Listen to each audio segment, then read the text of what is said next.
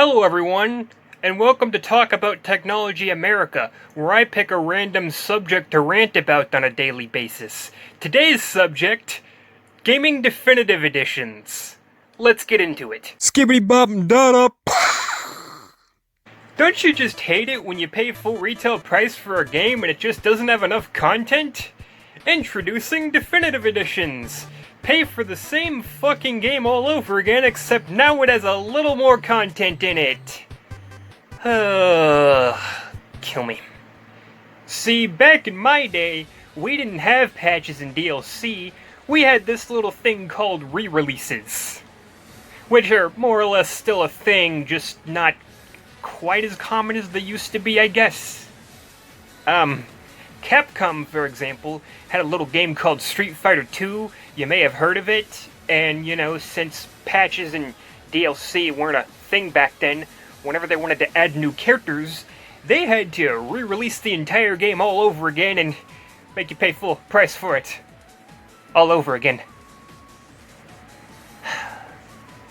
Good God. Now, it's great for those who missed out on the game in the first place, because, now when they do buy the game, they'll have just a little more content. But what about those who already bought the game and now they have to buy it all over again to get more content? Yay. And, yeah, Definitive Editions come in many forms, re-releases. They're the ones where, all the DLC is on the disc already, meaning you don't have to have internet in order to access all the DLC, and it means the DLC will be accessed forever. Even if there's an internet apocalypse, you can still have all that DLC. It won't be lost to time. Except here's the problem with some of them. Spider-Man, for example, they'll come with a download voucher. Which means you still gotta have the internet. Still gotta have the internet to type in that little code. But hey, at least it's still free, right? So now you'll never have to pay a dime for the DLC ever again. Except, let's see. Expires 2023. Yeah, that ain't gonna last forever, is it? So, yeah, eventually you are gonna have to pay for the DLC again, so it's only a temporary solution to a permanent problem.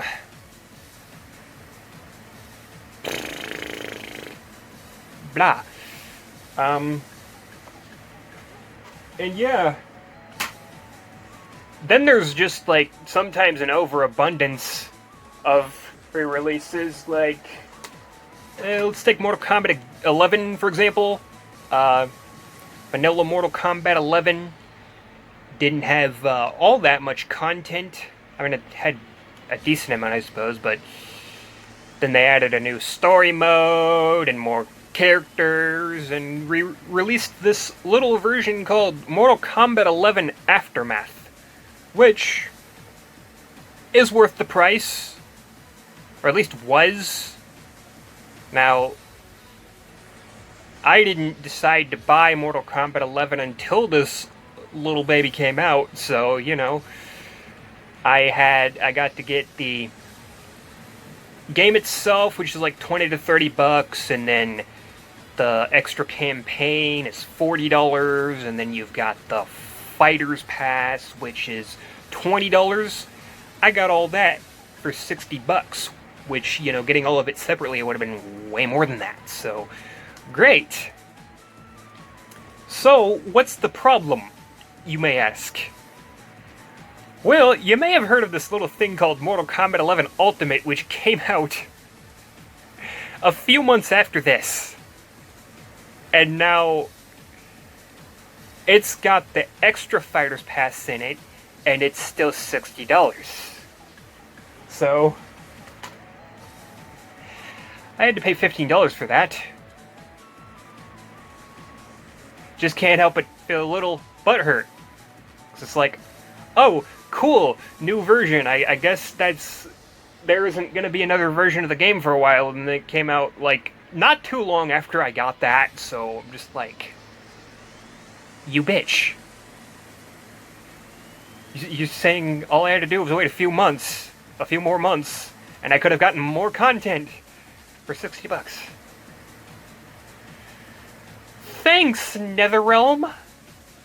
I love you so much. And then there's games that should have gotten a definitive edition that didn't. Like Marvel vs. Capcom Infinite. My bad. Yeah, that game had like no content. And there were rumors of a better version coming out, having all the X-Men characters and more content in general, and maybe even a better art style. But it was just that, a rumor. Never fucking happened. I mean, maybe still holding out a little bit of hope, but nope. I'm thinking Marvel vs. Capcom is just dead.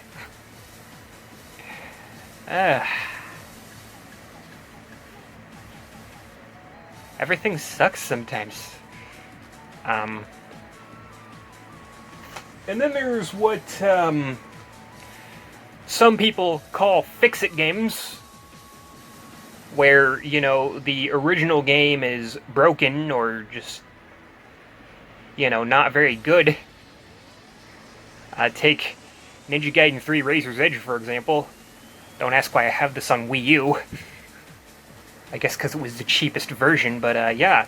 Ninja Gaiden 3 Razor's Edge is a re-released version of a little game simply titled Ninja Gaiden 3.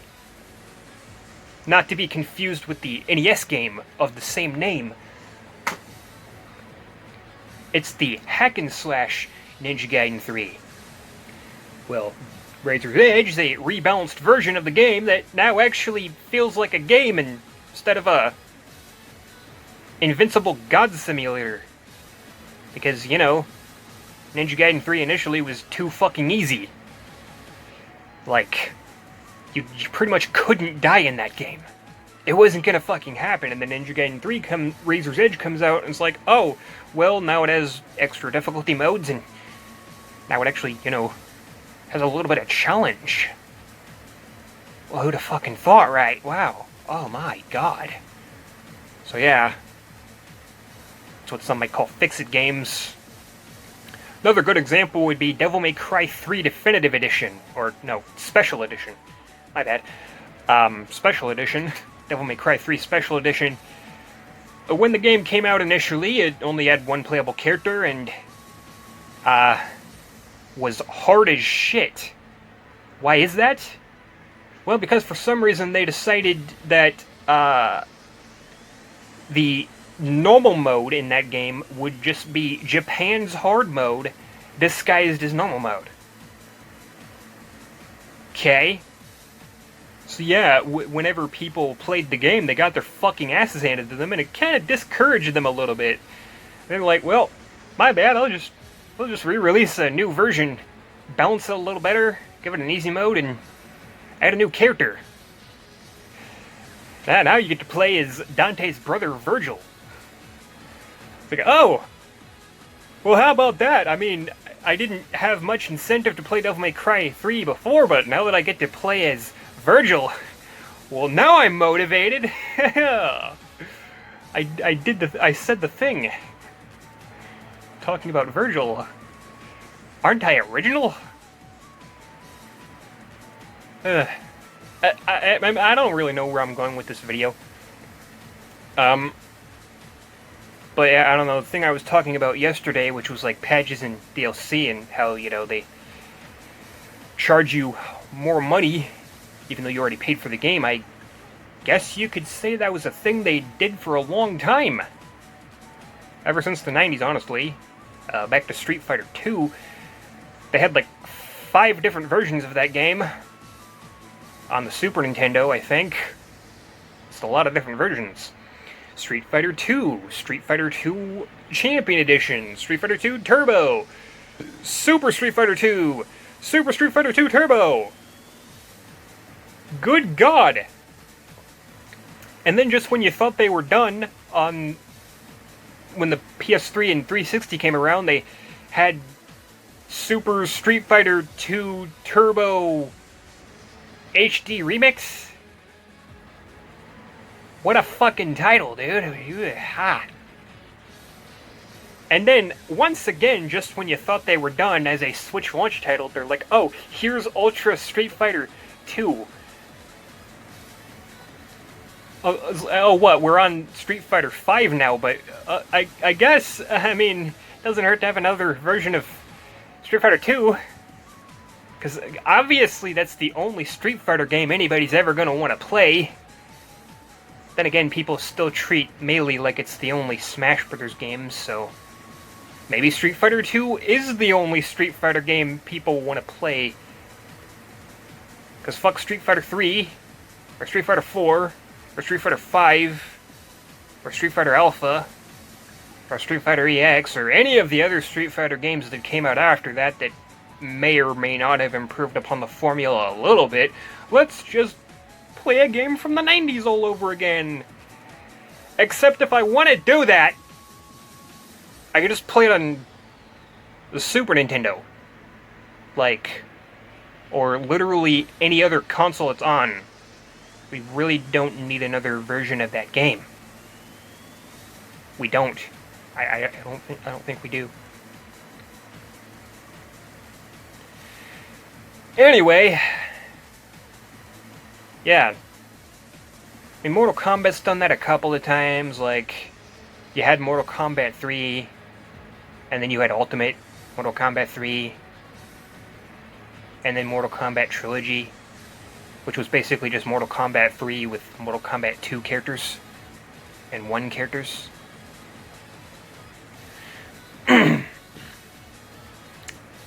Anyway, yeah.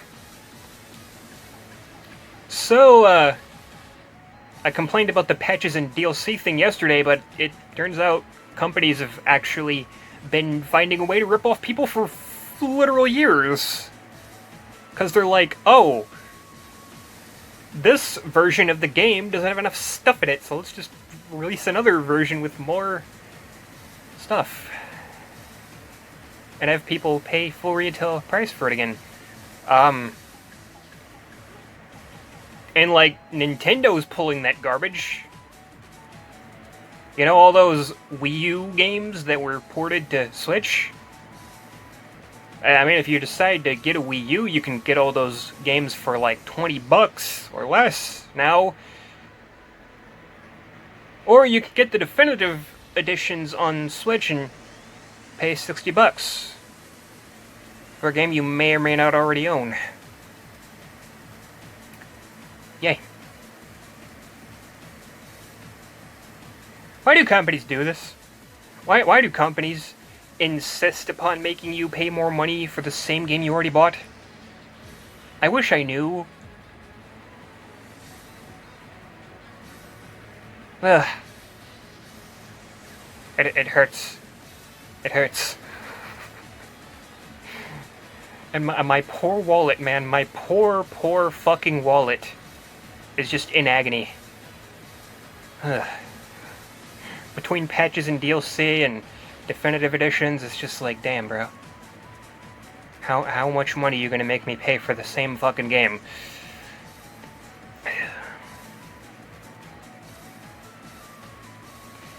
Anyway, I don't think I have too much more to say about this, so this is Goth of Gothic Gaming Geek signing out. Have a good one.